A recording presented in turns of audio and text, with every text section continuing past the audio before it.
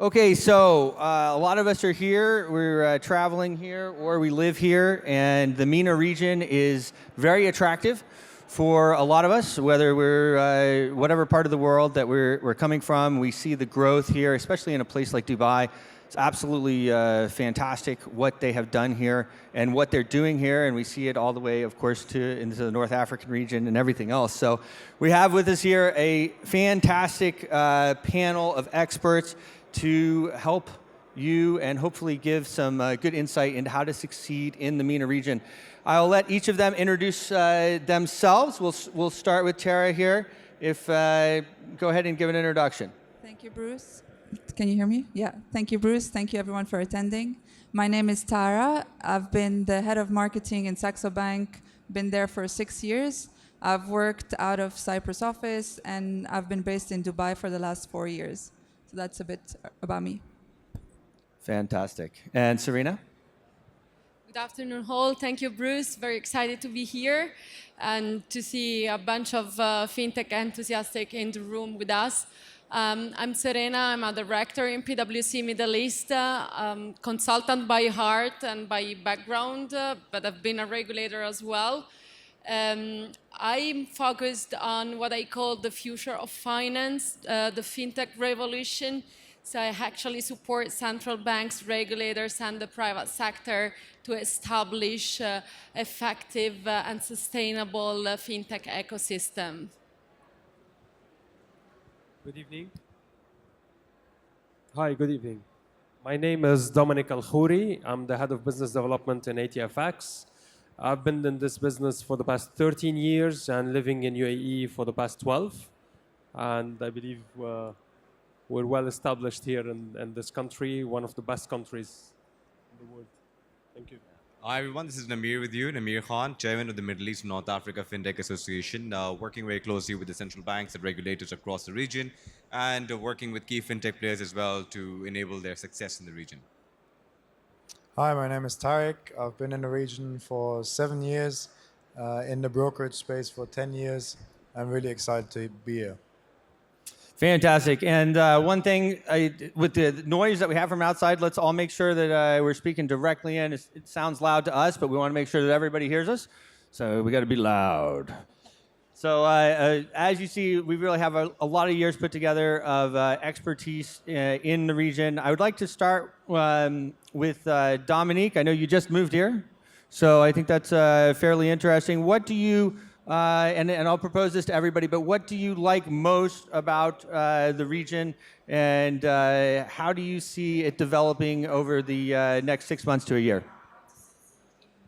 Well, for anyone that had the experience or lived here in this country for a few years, you will like the most the security here. You feel most secure, especially if you have a family or you're looking to have a family as well. That's one of the best things here. Second thing, business-wise, the taxation, of course. That it will change soon, but it's not gonna. I don't think it's gonna implement or it's gonna affect our business a lot. And plus, this is a business hub that connects literally the world. So Dubai nowadays, or even the UAE itself, is just a hub where every single company around the world would like to exist, to be able to connect the east to the west and to especially with all the problems that we've been having and the geopolitical tension that we've been focusing and seeing in the Middle East as well, and the Levant countries especially. Fantastic. And Tara, I know you've been here for quite a while. You've done quite a few things here. Wonderful culture. I'm sure that you can share some of the things that you find that are advantageous here and that you really love. Look, I mean, there's a lot of things that are amazing about this place. First of all, it's a land of opportunities. If there is one thing that Dubai is bringing forward to the world, is that it can dream and that dreams can actually happen. So in that sense, it's really refreshing to be here and to know that there is a vision, there is security, as Dominic said, but there's also a future, and it's evolving all the time, and you are part of it. You can be part of the change. So I really love that. I also love that it's becoming more and more inclusive and inclusive towards women. I think it's the government is doing a lot of work in that sense, and obviously everything that's fintech technology, all of it is being pushed forward here. So in terms of career, the sky's the limit. It is just exploding here, and the leadership coming out of the UAE government is absolutely fantastic. Just coming in, I've been traveling here for 5 years, and it is just the growth is absolutely explosive. So, Serena, you're working obviously with a very high-profile corporation, and you've been here quite a while. If you should share some thoughts, that would be great. Well, this is a question that actually I'm very often asked to respond to, and every time I'm more convinced of the answer. And it's really like what I see what in the US and Europe happens in 2 years, in 10 years, in this region happenings too. So it's really the amount of opportunities, the pace of action, is just amazing. So it's very exciting to work here. I think it's typical of a region and of governments that have unparalleled and unique ambitions, a vision, and of course an important firepower and incredible exposure and reach to the world. Then of course Dominic mentioned the taxation, and also I think there are only two things that are true always in life. We'll die and we have to pay taxes. At least living here, we only have one. It is an extreme advantage. You see people coming from all over the world in order to participate in that. And one thing I've noticed even is that as you'll hear, okay, we're going to do this, and then like 2 months later, they did it. And so you're looking, you're like, well, we're not sure about regulations. I know in my home country in the U.S., of course, a lot of times we're like looking around, we're not sure a lot of times what to do. We don't know how the regulations are going, and you have this straight line of getting things done, streamlined. So I feel like, Namir, you would know a lot about that with the Fintech Association, the MENA Fintech Association. How have you seen that develop here, and what do you predict for the next year? So your question is in terms of the culture, or we can, if you would like to talk about the culture, with your expertise as the Fintech Association, the MENA Fintech Association, so I think it's fantastic. I couldn't hear you the background noise. So basically, in terms of what we have seen in this year specifically, the important thing is great. We have an infrastructure that's in place. We have a lifestyle in place. That is all fantastic. Now, what do the numbers say? Let's take a deep dive into that. 70% of all your regional fintechs are currently based out of, let's say, this specific country where you're sitting. That's one thing. The second is the exponential growth that you have seen across the region when it comes to the growth of digital payment itself. Now, digital payments for us, and how I personally see this as well, is the heart of where typically fintech starts, right? This is where you have access to the wallet of the user, and from there you take out a very essential piece of information, the data which is regarding payments, right? And of course from there you're able to do whatever you want to do in terms of your vision that you have towards a specific fintech or a use case that you're trying to build. So the opportunity when it comes to digital payments is fantastic, one.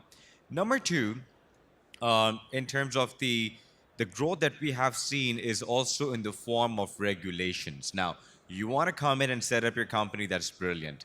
You have ease of business, that's there. The second piece that comes into play is actually the regulations that are coming in. The regulations have been extremely fast-tracked right now.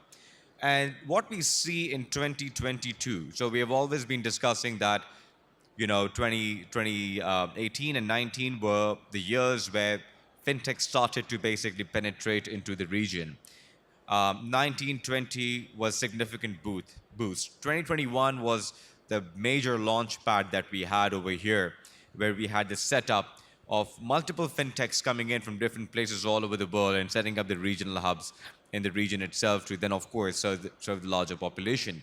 And then what we see over here now in 2022 is further expansion of it. Now, when I say expansion, expansion not just in the form of setting up an organization or your fintech here in the region, but the region is getting ready in the form of regulation to tap onto your business, that you're trying to address, or a use case that you're trying to address. Let's say we talk about Saudi. Saudi is once again opening up the market significantly. You have the regulations that are opening up. You have sandboxes that are coming in left, right, center to enable tech companies to set themselves in the region, then of course have a strong use case as well.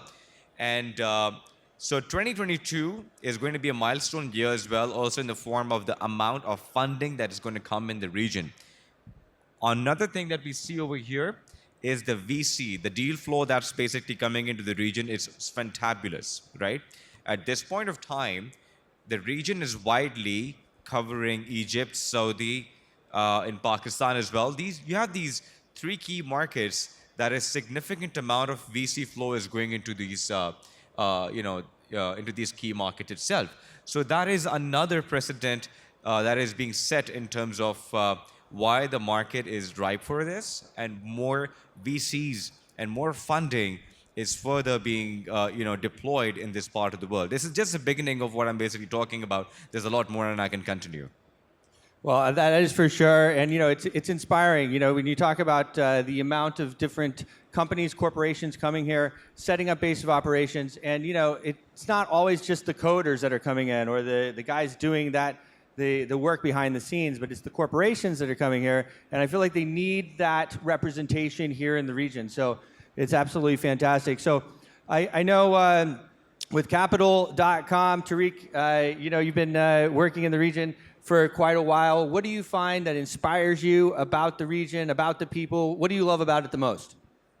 Yeah, I mean, I came 7 years ago, where everything looked very different to how it looks now. I started in downtown, and just downtown has 15 more towers in the time that I've been here.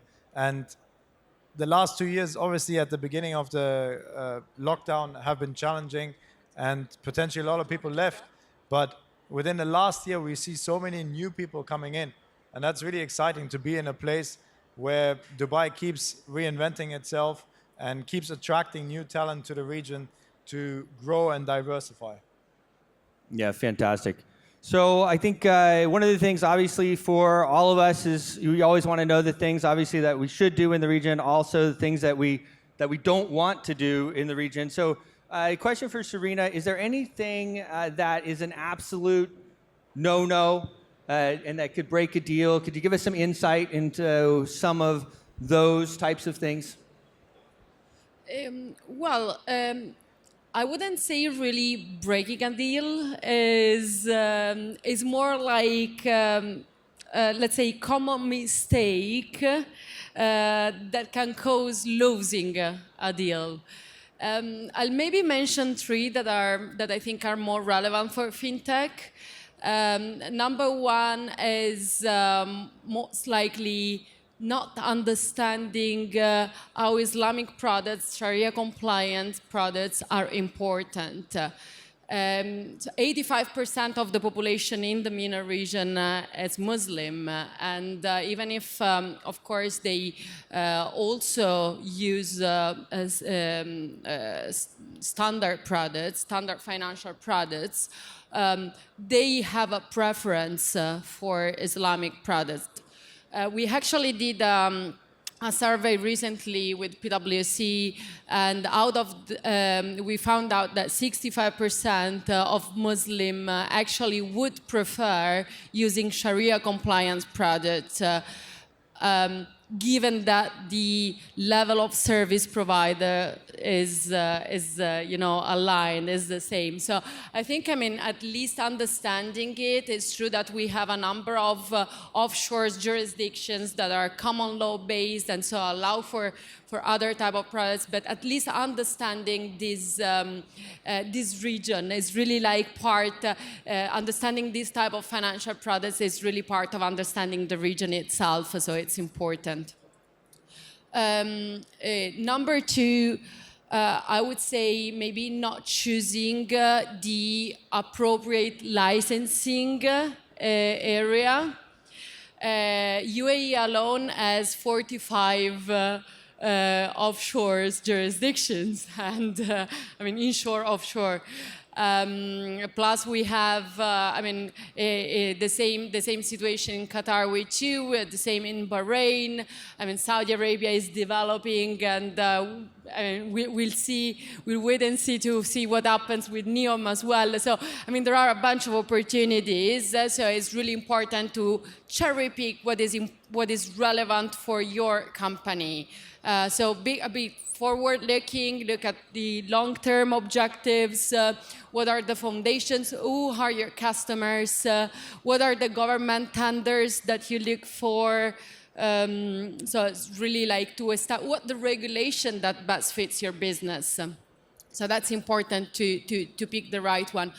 And last, but maybe most importantly, is something we were discussing just before starting the panel with the other panelists, relationships. I mean, it's key. It's key in the Middle East to establish personal relationship to make your business successful, to get to know the human behind the title and behind the job. So it's relationship based. Most of the business out here is based on recommendations, on referrals, really, so it is important. It's important meeting in person. It's important establishing a relationship. I would say really every business is personal. I'm Italian, so it's very a Mediterranean culture, no? And it's even more valid here. Sure. Well, it's so important, really, all over the world. But I tell people all the time, you know, like, listen, if you want to do business over there, of course, go to the region. Go and meet the people. Go and meet the leaders that you need to set up business with, that you need to incorporate with. Have that personal relationship, because, of course, it makes such a difference. I know you were nodding. Would you like to add some thoughts? I am nodding, of course, because, I mean, if you don't have relationships here, you can do absolutely nothing, actually. I mean, everything is made to be easy, online. You can register, you can apply for licenses, you can do all that online, right? It's all facilitated. But at the end of the day, if you don't know the people behind it, and if you don't have insights to what's actually needed, then you will end up either not succeeding or choosing the wrong license, as she said, and then you're going to have to spend some more to get the correct license. So these are really mistakes that we do find a lot in this region. Yeah. I know there are a lot of licenses. I consult a lot of early stage technology startups, and it changes too. It's like, okay, well, you want to do the license here. You have to stay up to date. Yeah, a couple of months later, you're like, well, maybe actually we should do this one. So Namir, I know I'd like to go back to you on this. I feel like you have a lot of experience.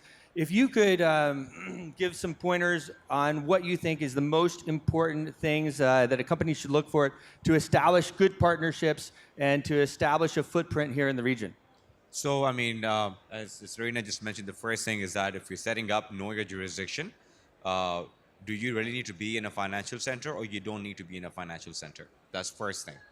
Second thing is going to be, what sort of regulation are you going to fall under? Are you going to be regulated, or are you not going to be regulated? Get closer to the microphone. Oh, great. Better? Great. So, so you need to basically then see that which sort of regulation are you falling under, and whether you are or whether you're not. A lot of times, fintechs assume that they would fall under the regulation, or sometimes they would assume they don't fall under the regulations, and that basically, extends their time for go-to-market. That delays it a lot, because then you have to do a lot of homework. So do your homework before you even register, which is first, understand, do you need mainland, do you need offshore? Understand the differences if you're operating in UAE, the first thing, okay?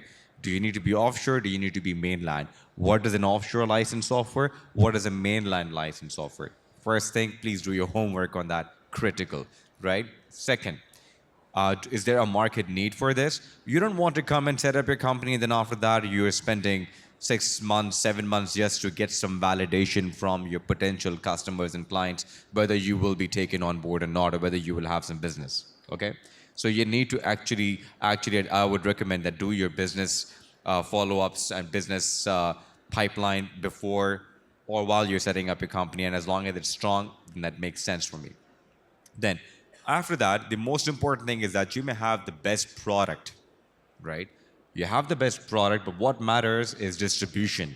Do you have the best distribution strategy or not? Because if you have a great product and you're not able to distribute that product towards your consumers, then you are actually heading towards a wall. So make sure you know your distribution, your channels, you have that set. Now, post that, while you're basically setting up the distribution channels, that requires connectivity into the market network, right? Over here, networking matters. And I'm serious about it, really does. You need to know the right people in the right places, and you need to have an eye to understand who's the right person, who's not the right person, right? Your time is valuable, your time is money, so you need to value that as well. Meeting people is great, but meeting the right people is essential and extremely important. Yeah, very, very wise words. There are a lot of people. There's a lot of money in the area. So, of course, you have many people coming in. Go ahead. I just wanted to add as well, being the marketeer in the room, that once you have decided on your license, once you have decided on your connections, you've figured out some things, then you have to look at the region as a whole and understand where you want to start. Because we all call it MENA region, Middle East, but it's a massive region and you can't spread yourself too thin. So you need to figure out what's your focus market and then go straight in there and really put all your eggs in that basket, at least for a while, until you're established, until you have the brand awareness, until you have the brand recognition. And then once you've grown, you can take the step to the next market and the next market. So I would say focusing is very important in terms of marketing. And then localization. So that's another very big piece of the puzzle. Because, I mean, having worked from abroad, even as a marketeer, I used to cover the Middle East region from Cyprus, right? My understanding of the local intricacies was zero. I mean, I did make it, and I was successful in terms of digital marketing, but until I came here, I didn't really fully understand what it meant and what was needed for the market. So yes, obviously there are some red flags. Don't put nudity in your pictures, but that's not it, right? There's so much more depth to what actually you should be doing and how you should be localizing, the tone of voice you should be using, the colors on the pictures. I mean, if you talk about localizing, it's a really very deep topic, right? And it's very important because you could be saying one word that resonates wrong with your local audience, or you can have the best, British marketeer that's going to use very fancy wording, and then people won't get it. So you really need to come and be here and understand what is needed to actually make your brand heard and actually valid in the local market. So that's very important in terms of succeeding here. Localization, localization, localization. If I may just add something, Tara. I totally agree with what you said. And there's something for all the entrepreneurs that they would like to start a new business as well here. There's always a must that you need to do a proper feasibility study, proper market study on what do we have here, what are you looking for in particular to be able to get to your target. Now the problem that we've been having or that we're facing nowadays, especially as brokers and the things that we've been seeing in the market, now we have like 1,000 brokers out there, right? But we have a lot of small shops. So I'm sure that those CEOs or the owners or the shareholders, they have a target. Everyone would like to make money, but this is not the right way to do it. We can always start with a cheaper start. We can start step by step. I'm quite sure that maybe 50 or less than 50% the new brokers that got established here, they did not do a proper market study to understand if we have enough clientele in the market to be able to acquire. You're right, you mentioned MENA is huge. Yes, it is huge, but eventually you need to know how to target it in the proper ways. But Dominic, so- in terms of market studies, we also know that there isn't so much transparency, right? If you want to actually do a proper survey and see how competitors, the market share, etc., all of that is very difficult to find here. Agree. So where do you get your data from? But you can build your data from the experienced people that have been living here. This is why it all goes Definitely. back to the same topic as you started, which is basically the connections. This is how you get your proper study, because with proper connections, you're gonna get to the real numbers and the right numbers. That's one of the issues that I believe that we have at the moment in this region. Everyone with a couple of millions, they will go and start a new business without having a clue what the clientele want there, like what's the need there. Well, it's definitely all true, and I'll tell you what, the government leaders here I have found to be very open to talking, to even meeting, or just that straight line there. So I'd like to take it over to Tarik. Tarik, we've seen a crazy year. We've seen Bitcoin go up to $69,000, down again to below 30. I think oil right now is pretty high priced. What are you seeing as investments in the region? How are you seeing that develop? Yeah, we have certainly seen a lot of interest in cryptocurrencies and trading cryptocurrencies over the last 2 years. And then in Q4, commodity trading has really picked up. Once we had supply issues, natural gas went through the roof.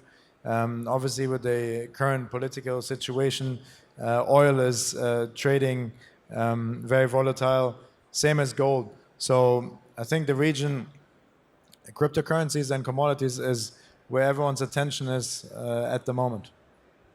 Fantastic. And I could pose this question really to anybody. I think a lot of us, as we come in here and we're looking at different structures or places to license, if you have a license in a free zone, can you operate on the mainland? If you have it on the mainland, what are you missing from the free zone? Sometimes that's not very clear to everybody. So I would kind of throw that out if someone would like to take it. Well, happy to start, and then maybe that's a very challenging topic. That's why I brought this up as a main key, not even to success, but to start a business here. There are certain, if you are registered for certain things, if you are registered in mainland, then you can operate elsewhere, or if you are registered offshore, you can operate, but it's not always the case. Also, the regulation is actually quite different. So there is a legislative framework that is basically established in mainland, and then the offshores. The offshore jurisdictions have a proper regulatory framework, so they license then the company themselves with different type of licenses that differ from an offshore jurisdictions to another. So it's actually a quite complex puzzle to put together. That's for anybody, and even. The type of corporation that you establish, like a limited liability company, or with each type of company that you establish, there are only certain things that you can do. So it's very important that you understand what your customers are, what you're offering. Are you doing? Are you advising? Are you selling products? Are you selling services? So that you understand what the license is and the right jurisdiction is. Also in terms of pricing, because pricing is very, very different from, we see DIFC and ADGM, and then compared like maybe to Fujairah, that's another word. Even Bahrain, for example, we go from 45,000 and 30,000 dirhams per year as registration fees to even 8,000 or less. So it really matters for small businesses and for new ventures. Sure. Would you like to expand on that, Damir? Yeah, so in terms of like, Serena just addressed it correctly. In terms of the free zones and the offshore and the mainland, it's the same thing that I discussed previously, just a while back. You don't have to register in a financial center. Number one, that's the key thing. If you think that you don't have to be regulated, then fine, that makes sense. If you need to be regulated and if you're doing mainly cross-border transactions and nothing within the country itself, or you're not marketing to the consumers or the customers within the jurisdictions of the country outside that free zone, then you don't have to then go for a mainland license. That's the first thing that needs to be sorted out, and that's why I say do your homework. It's critical. The second is going to be you may want to then be close to the ecosystem of what these financial centers offer, such as the IFC and ADGM, because they both offer a certain ecosystem. Whatever ecosystem offers you a better alignment towards your vision and towards your fintech's mission, go for that. Again, not necessarily. That's why you have innovation testing license that is being offered by DIFC that lets you potentially test your product and your solution even if you are a regulated entity, right? So that's an innovation testing license. Then after that, you have a technology license, technology company license that is being issued if you're a non-regulated entity. That's what. Same goes for ADGM. Now, let's talk about other free zones that are offering. So these other free zones are not financial center free zones. They are free zones that may have different propositions and offers. So if you are a technology company only and you're not touching the regulations, again, you got to be clear on that. If you're not touching the regulations, you can set up in those different free zones that have been set up too.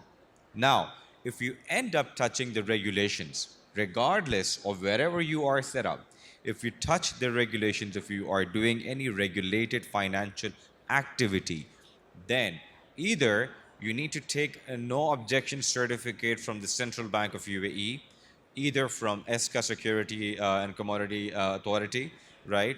Then you need to also at the same time take approvals maybe from the Insurance Authority, which again goes to the Central Bank of UAE now.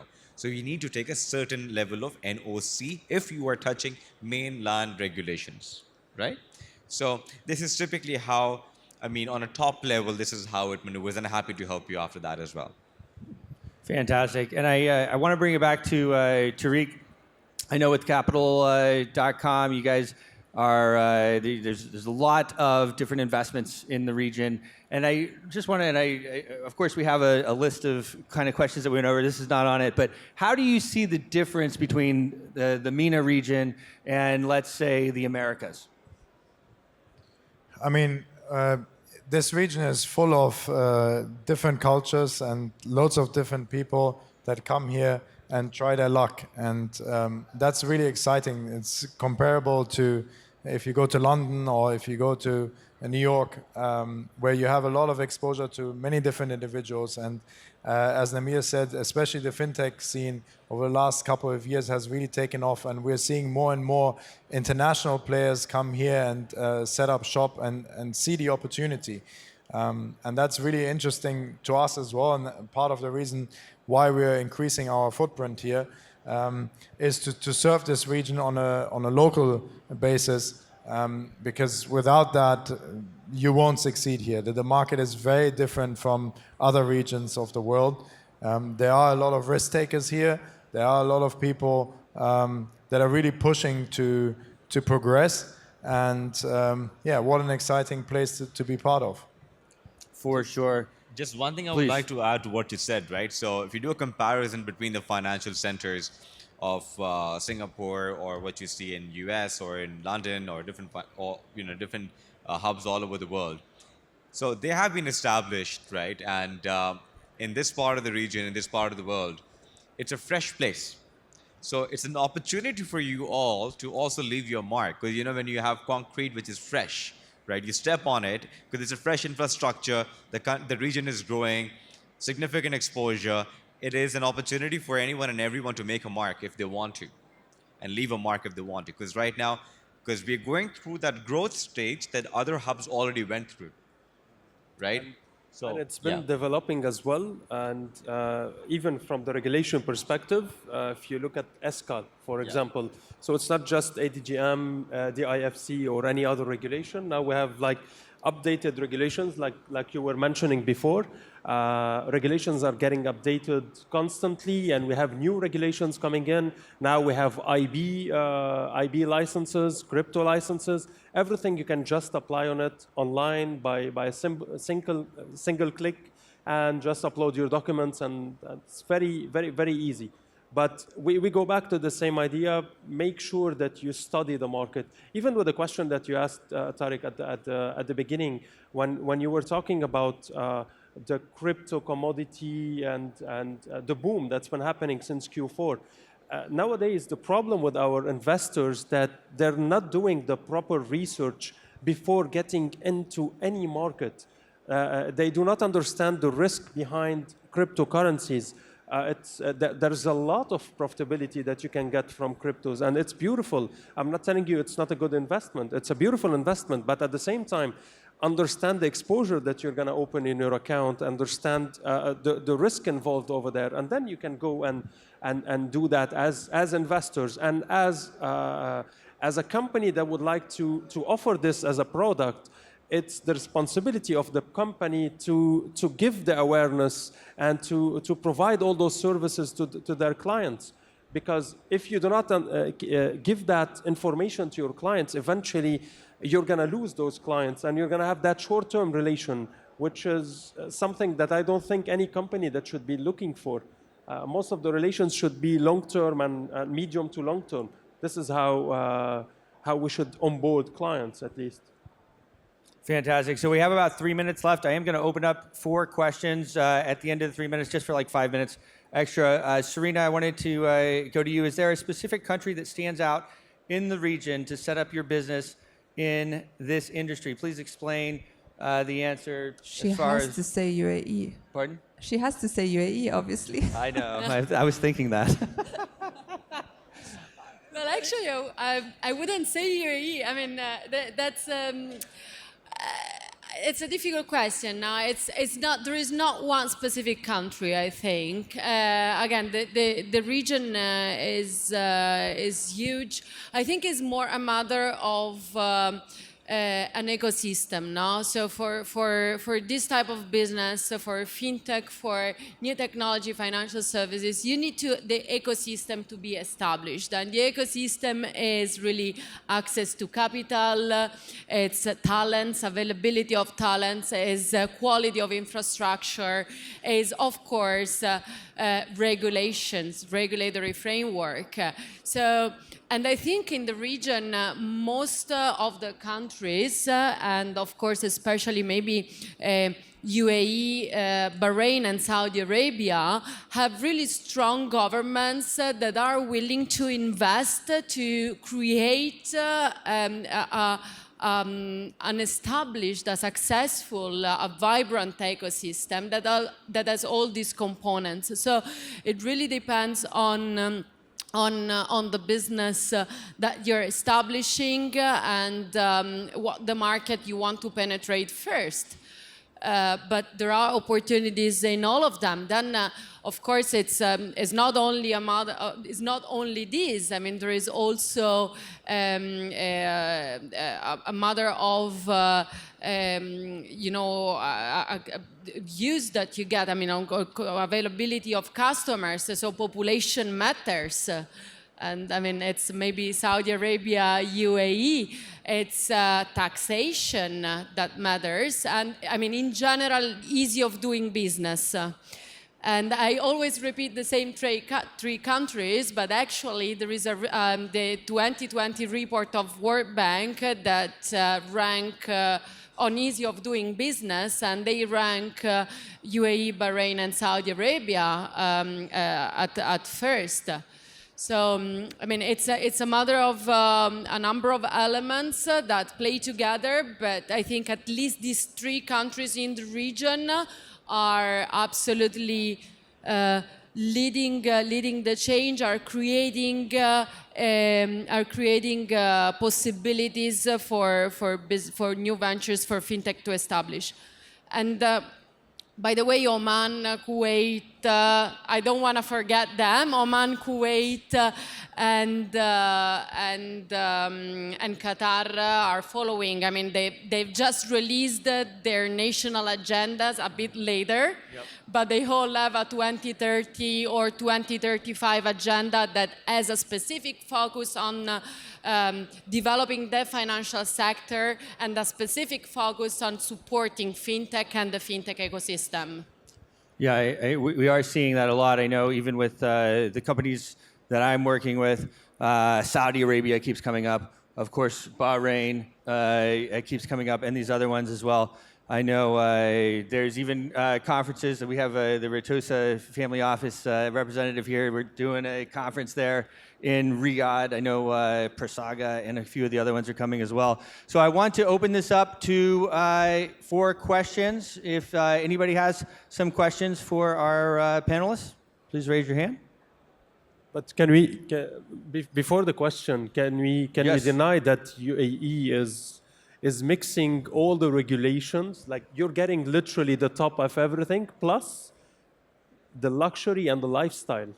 That's something that you literally cannot find anywhere. Like the hotels here, everything, the quality that you get here is something that you cannot get anywhere in the world, even in the rest of GCC. They're going like up to the standards. Of course, there's a lot of competition here, and that's good. It's healthy competition. It's beautiful. So, but we are living in that country where it's the dream, as Tara said at the beginning. This is where you achieve your dreams. This is where you will see the dreams getting achieved as well. Just also saying on Serena's point, she said where to start first. That keyword is very important. So if you want to start somewhere where it's a bit more mature, UAE is probably the market. But then there's a lot of opportunities. Obviously, Saudi is huge. I mean, in terms of populations as well, right? It doesn't compare. Depends on the business, of course. Depends on the business that you'd like to establish. There's a lot of opportunities in Saudi for all businesses.